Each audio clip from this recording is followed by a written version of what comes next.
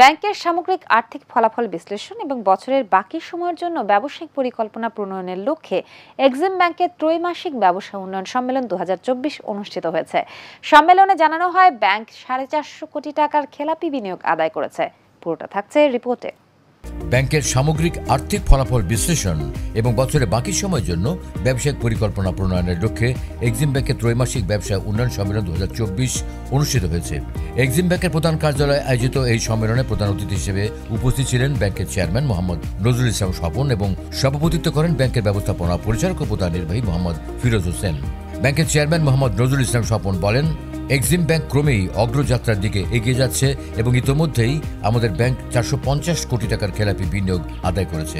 তিনি সর্বোত্তম গ্রাহক সেবা প্রদানের মাধ্যমে নির্ধারিত লক্ষ্যমাত্রা পূরণ করার আহ্বান জানান। তো আপনাদের সবার অবগতির জন্য এবং দেশবাসীর অবগতির জন্য আমি পালিয়ে যাইনি। গত মাসের 29 তারিখে আমরা বোর্ড করছি, 30 তারিখে আমরা একটা মিটিং করছি। 1.5 মাস আগে টিকিট করলাম আমেরিকা যাওয়ার। আমার ছেলে মেয়ে আমেরিকাতে থাকে, ওরা ওখানে পড়ালেখা করে। 3-4 মাস পর পরই 10 দিন থেকে 15 দিনের জন্য যাই। এটা আমার প্রত্যেক লাস্ট 7-8-9 বছর যাবত আমি কন্টিনিউ করি। কোনো লোন কারোকে দেইও নাই আমরা, আর কারো থেকে আমরা আমি কোনো কিছু করার কোনো পথই নাই এখানে। I am very much transparent with each and everything. Chairman হওয়ার পর থেকে কাউকে লোন দিই না 1 টাকাও।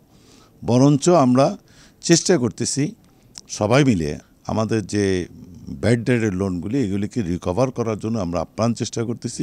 অনুষ্ঠানে আরও উপস্থিত ছিলেন ব্যাংকের পরিচালনা পর্ষদের সদস্য মোহাম্মদ দুরুল আমিন ফারুক, স্বতন্ত্র পরিচালক SM রেজাউল করিম এবং খন্দকার মামুন, ব্যাংকের অতিরিক্ত ব্যবস্থাপনা পরিচালক মোহাম্মদ হুমায়ুন কবির, উপব্যবস্থাপনা পরিচালক মোহাম্মদ জসিমউদ্দিন ভুঁইয়া, মাকসুদা খানম, মোহাম্মদ মহিদুল ইসলাম, সকল শাখা ব্যবস্থাপক এবং উপশাখা ইনচার্জ সহ প্রধান কার্যালয়ের বিভাগীয় প্রধানগণ।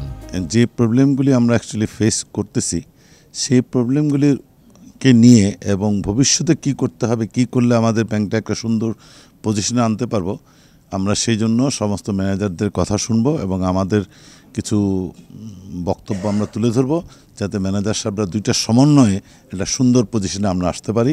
সভাপতির বক্তব্যে ব্যাংকের ব্যবস্থাপনা পরিচালক মোহাম্মদ ফিরোজ হোসেন ব্যাংকের সার্বিক কার্যক্রম নিয়ে পুঙ্খানুপুঙ্খ আলোচনা করেন এবং বর্তমান ব্যাংকিং সেক্টরে চলমান চ্যালেঞ্জকে মোকাবেলা করে সামনের দিকে এগিয়ে যাওয়ার পরামর্শ প্রদান করেন।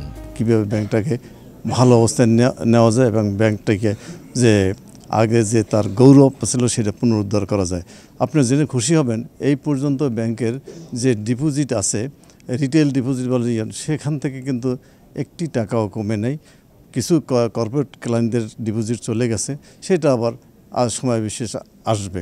এবং বাংলাদেশ ব্যাংক প্রতিনিয়ত আমাদেরকে সাপোর্ট দিচ্ছেন যে এক্সিম ব্যাংক একটা বেস্ট ব্যাংক। সাস্টেনেবল ফাইন্যান্সে আমরা গত 10 বছর পর্যন্ত 1 থেকে 3-এর ভিতর থাকি। আমাদের ব্যাংক থেকে কোনো গার্মেন্টস ফ্যাক্টরি টাকা পায় নাই, এটা কিন্তু কেউ বলতে পারবে না। তাই আপনাদেরকে, যারা আমার দেশবাসী প্রায় 30 লক্ষ ক্লায়েন্ট আছেন, তাদেরকে আশ্বস্ত করতেছি আপনারা এক্সিম ব্যাংকে নিরাপদে আছেন, থাকবেন, এটা আমার দৃঢ় বিশ্বাস।